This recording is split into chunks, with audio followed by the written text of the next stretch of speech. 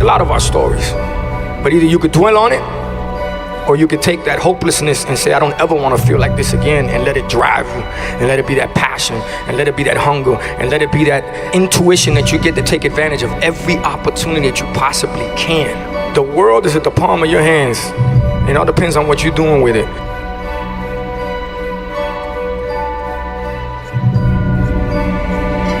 For me, I try to just lead by example. I think that to be a prime example of how you want people to be in their community, in their culture, and be able to be in society, you have to start where you're from. So I tell people, if you don't know where you're from, you don't know where you're going.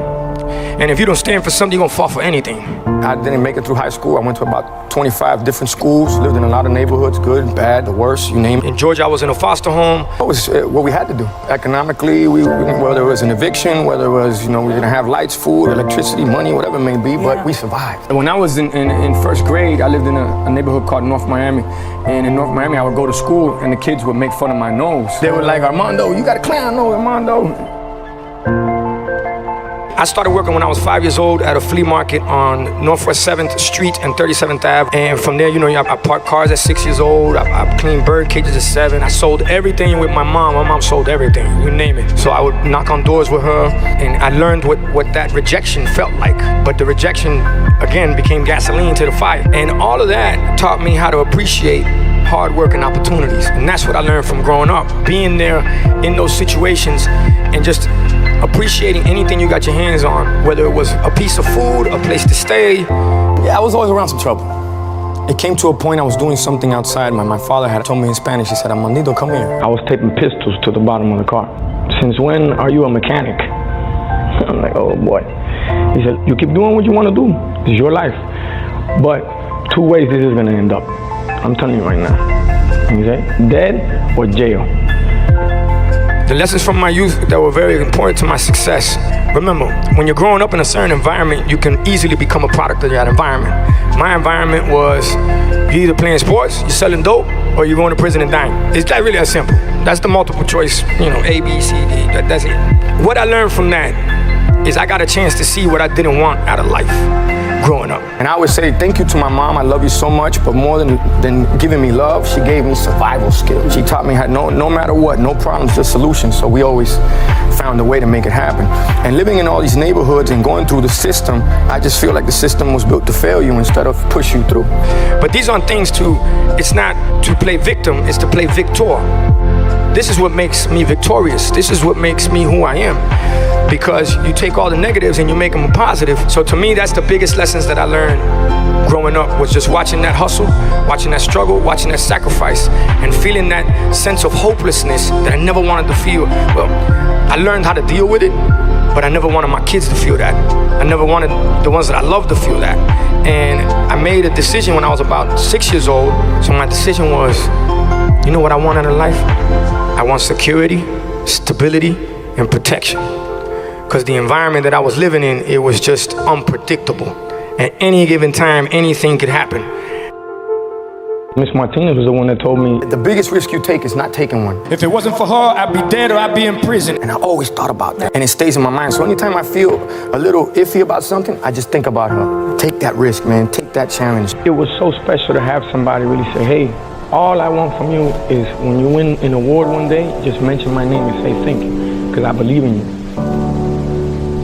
One of my best friends was Dominican. His name is Junior. And one day we were on our way, we're in the neighborhood. In the neighborhood, they used to fight dogs. It is what it is. It's a part of the culture. And we were on our way to a pit fight.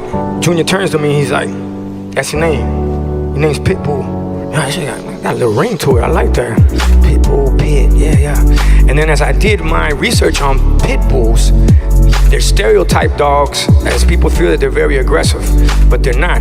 They're a part of their environment. If they're in an aggressive environment, they become aggressive dogs.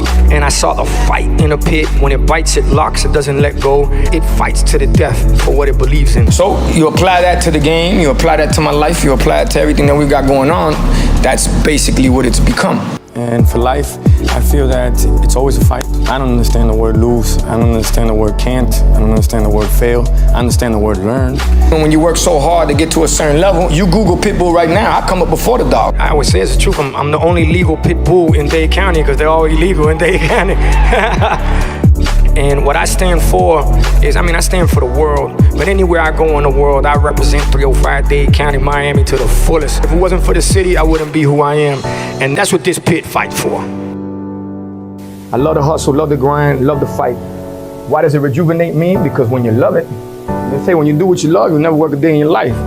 And to me, I love that. I don't like things handed to me. I like to earn it. If you earn your keep, it's fair for you to fight for it. It's about showing up, don't talk about it, be about it. And that's why when you hear me say, take your life from a negative to a positive, what's a story without ups and downs, valleys, peaks, losing? You know, you gotta lose, you gotta slip, you gotta fall. Everybody does. They're not mistakes, they're must-takes. And you don't make mistakes, mistakes make you. So you gotta just take it on. Welcome it. Welcome it. Let it knock you on your ass. You can knock me down, but you won't knock me out. Nobody gets on a roller coaster that just goes straight. And life's a roller coaster, baby. You want it to go up and down and turn and twist and do all of that, because that's what makes it worth living. Failure is the mother of all success. If you don't lose, you don't appreciate a win. That's like a boxer that says he's never been hit. Doesn't exist. It's like a ball player that's never missed. Doesn't exist.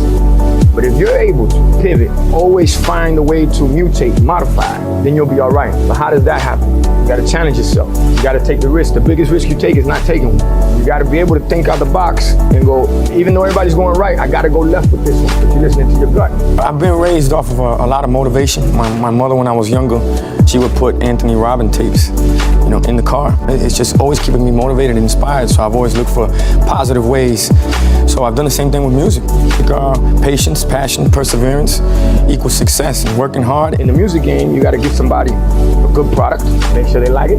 So the difference is my product, you don't snort it, you listen to it. And being an entrepreneur is understanding that the word no is a great word. And no, they taught me, N-O means new opportunity.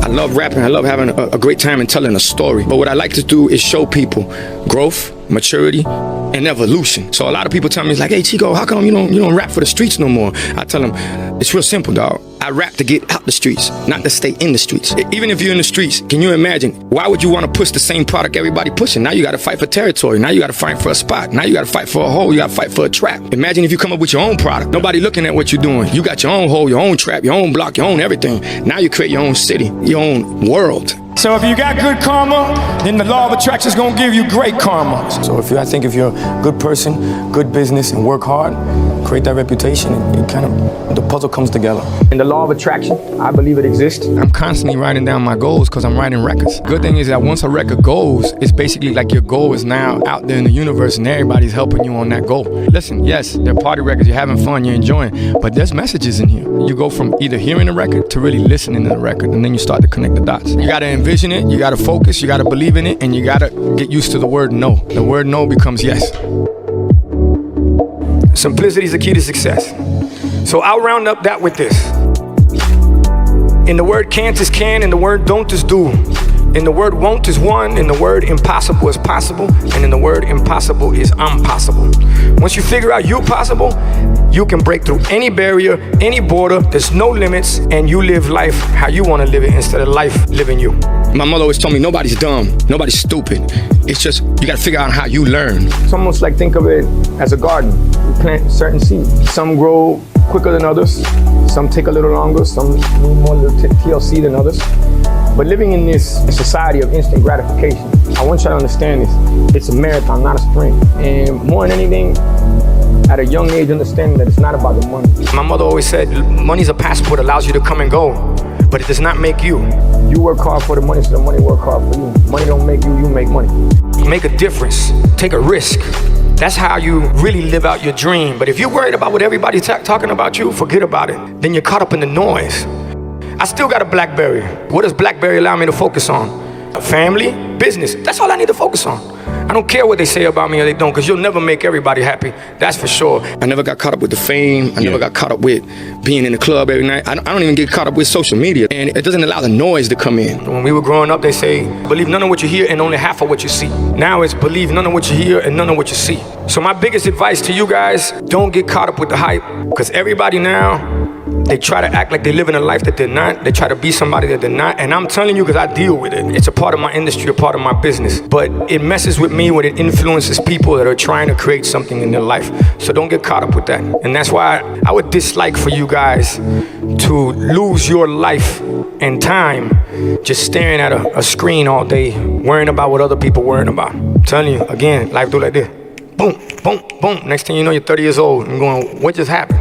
Bottom line, focus, envision, set goals, believe, and not selfish, but self first. And what I mean by self first, love yourself first, help yourself first, believe in yourself first. Then you can love others, help others, and others will believe in you. But if you ain't in tune with yourself, believe me, you ain't fooling anybody but yourself. Right now, we're living in a society that they actually believe that perfection exists, which, by the way, it doesn't. And imperfection is what it is to be perfect. And when you have a society that's driven by followers and likes, forget about followers and likes. You should hang around leaders and unique. You gotta love yourself. And then you believe in yourself and you create things out of nothing, you know, from nothing to something. Every record that y'all seen that touched the world, that I've been very blessed. Thank God for that. Thanks to the fans for that. They told me it was not gonna be a hit. They didn't believe in it. All the execs was like, you're crazy. This is never gonna work. Every one that they thought was gonna be a hit, I threw it out the window because it didn't work. So what do? You gotta listen to your gut. You gotta believe in yourself. You believe in yourself, others believe in you. You help yourself, you can help others. You love yourself, you can love others. It starts with you. Not from a selfish standpoint, but from a believing in yourself standpoint. And being willing to fail to be the fun part. That's the fun part. When people are looking at you like you're crazy, that means you're doing something right. If you're worried about your credibility, it's because you were never credible in the first place. Because you're worried about what other people think about you. You got to go for it. And at first, they're not going to see it. Because to have vision is to understand everybody else is blind. But when they do, then everybody's on it. There's a slogan that I live by, which is, there's no losing, only learning. No failure, only opportunities. And no problems, only solutions. So when you look at life like that, anything that's put in your way, you look at it like, okay, this happened for a reason for me to figure out another way to go. And for me, I've never really looked at anything as a low point because I say it in the record, Time of Our Lives with Neo, every day above ground is a great day. So if you could look at life like that, then you can take it on, be motivated and inspired, and instead of expecting things, you appreciate them. So enjoy the ride, live life, don't let life live you. And you gotta live for the moment. Learn from the past, live for the moment, build for the future. But you gotta live for the moment. That's what living is about. When it gets easy, it becomes boring. And those tough challenges, what you gotta do is you gotta meet them face on, head on. Don't procrastinate. Don't leave something for tomorrow that you could do today. I'm telling you folks, why dream when you can live it?